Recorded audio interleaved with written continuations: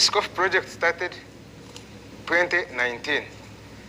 In the month of March, that's when we had the Diocesan Council that sat as a diocese of South Ankole to begin this coffee project.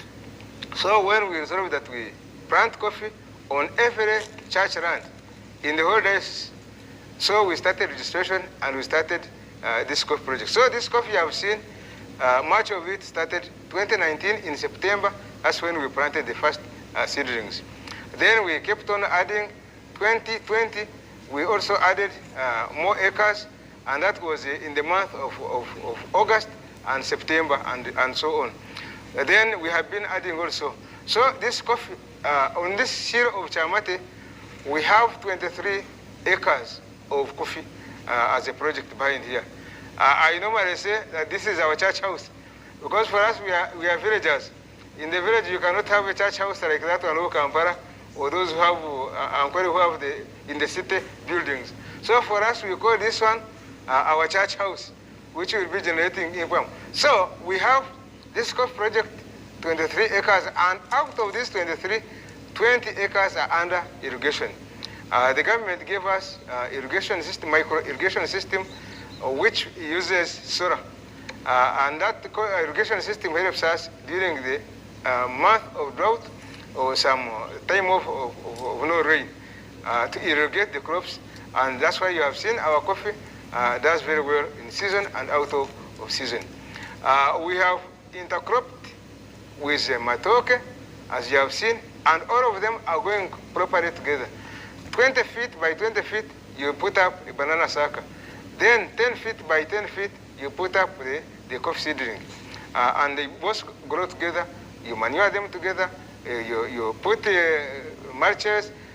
One of the challenges, of course, we have labor challenges, but we have been trying to get laborers. Many people have been employed here to see what we are doing. But I want to tell you the news that when the government came in to teach us how to raise this coffee, they told us that in the month of season, when the season is okay, an acre should give you between 7 to 14 million. So if you have your 10 acres, that is 70 million. You can get minimum of shillings. But we have many people who are not doing that. But as church, as a diocese, we encourage every church to have coffee, even if it is 1 acre, even if there are 3 acres. Some of them have it, and others haven't got the vision. But we are moving on. We are still teaching them. We are still helping them to see how they can also have this coffee project. And the government has been giving us the seedlings, and the UCDA has been also supportive because they send us extension workers. So this coffee needs very serious care. If you want to get good yields, you have to be an inspector. If you don't inspect, you don't expect. So in order to expect, you need to inspect. You have seen how I go and see the weeds that are under there, the suckers which are not wanted. I get my secatua and cut it. So it is very important that as a farmer, you have to have passion, you have to have love for the project you are doing.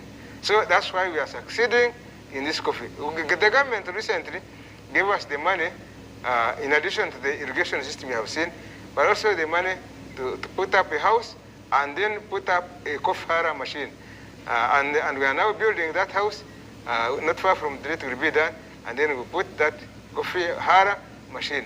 But we also want, if we get more money, we'll put in the sorting machine, which sorts the grades or grades the coffee, screen 18, screens 16, 15, and other screens, so that we sell according to the screens and the size of the coffee or quality of the coffee. That one is a big need which we need to expand, but also we need to do value addition.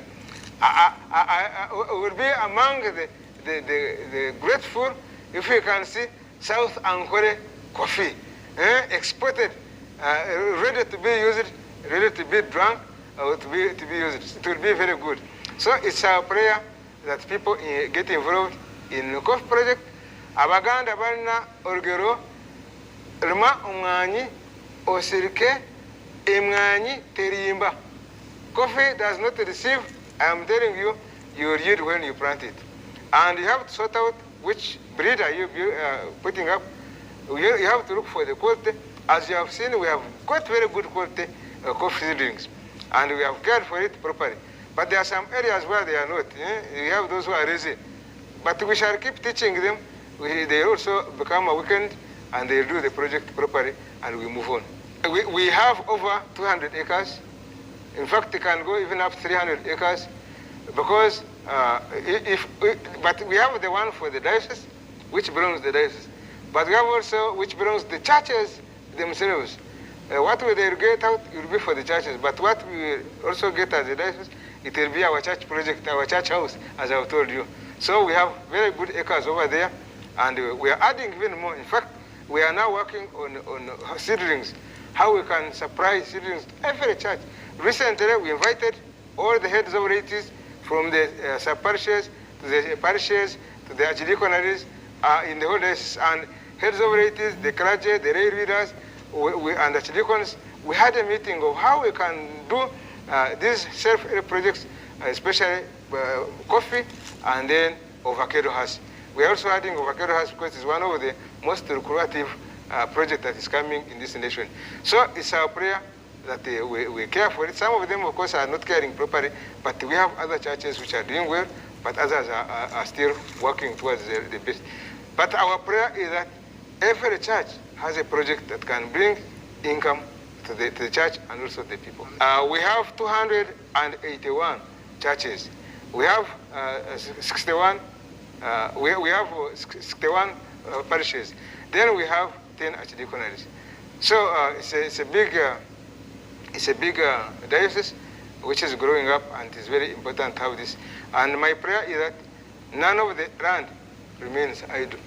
An idle land is a land which is not really doing the work. And the people there, they need chiboko. First of all, this is going to be the biggest yield coming, because this coffee is coming to 3 years. By the time it comes to 5 years, 6 years, the benefits are very, as you have seen. Money is coming. And the more years coming, the more money coming up. So we are not looking only the money from these days, but we are also looking from other monies, especially in other coffees and other projects. So the money is coming, as you are seeing. It is calculative. Every acre gives you minimum between 7 million and 14. So if you multiply yourself, you can see how much money is coming. So good yields are coming. Community benefits, have they learned anything? Yes, the community has learned. First of all, the community, some of them have employed them. And as you have been seeing the president of Uganda, Mzee Yoweri Kaguta Museveni, talking about this diocese and sending teams to come. The bishops of the Church of Uganda and Mamas, they came last year, May. They were here, they saw what we are doing. There are other teams from different dioceses, the government, the different groups have been coming because they come to learn from us. So it is becoming a benchmarking diocese, a benchmarking area in the areas of projects used by churches or faith-based projects. So it's our prayer that we keep being benchmarked, we teach people, but at the same time we have people who have been employed in this coffee.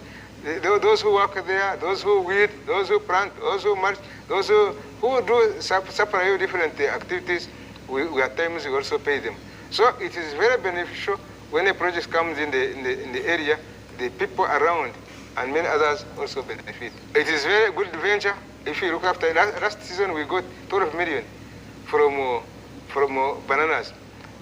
There's a season when the coffee was not yet up like this one.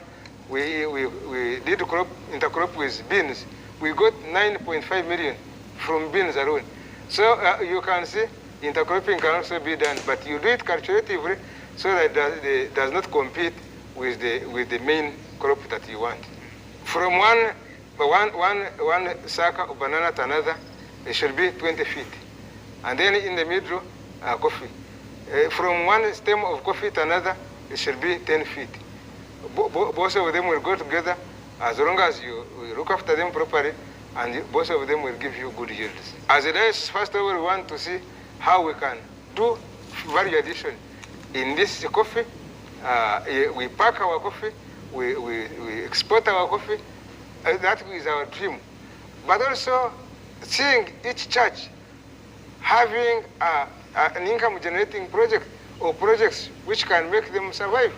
Because we have been surviving from different people giving chero, temere, other small income generating. But if we have measures like this agriculture crops and products, I am telling you, also Christians will add on, and the diocese will grow very fast. We shall have infrastructure. Our schools will be put up properly. The hospitals will come up. The other social infrastructure, but also families will live at peace. When you read people who are poor, and I'm telling you, a poor person, you are the one preaching, you preach that person, poor person, hungry, that someone may not be right. It may not be received properly.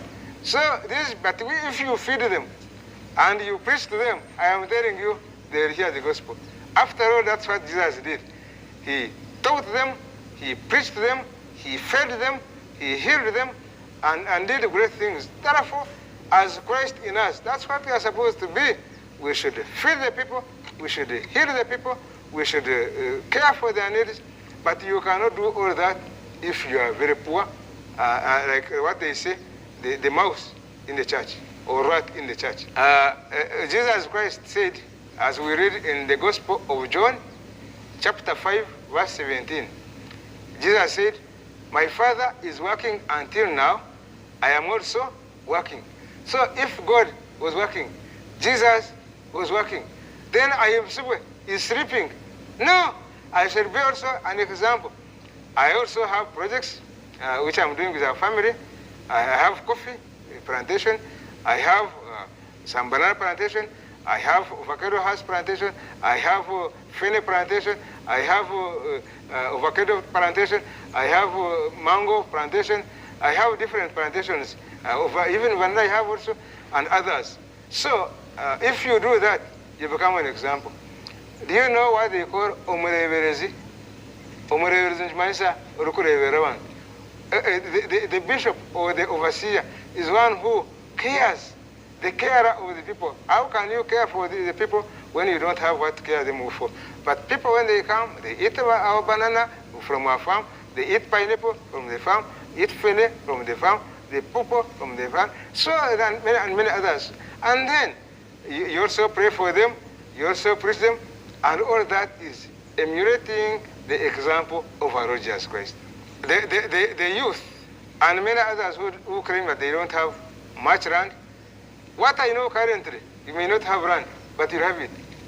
But what I know, God has given each one of us a gift or gifts. Some of them have gifts, but they are sleeping on them, and they don't want to use them. Others don't want to grow them.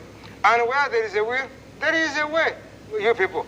You may not have the 10 million or 100 million that you need, but our Archbishop, Pastor Nkoyoyo, he used to tell us, think big, start small, act quickly. So we need to think big, but we start with what we have. And that what you have will make you achieve what you are seeing there. I always tell you, see far.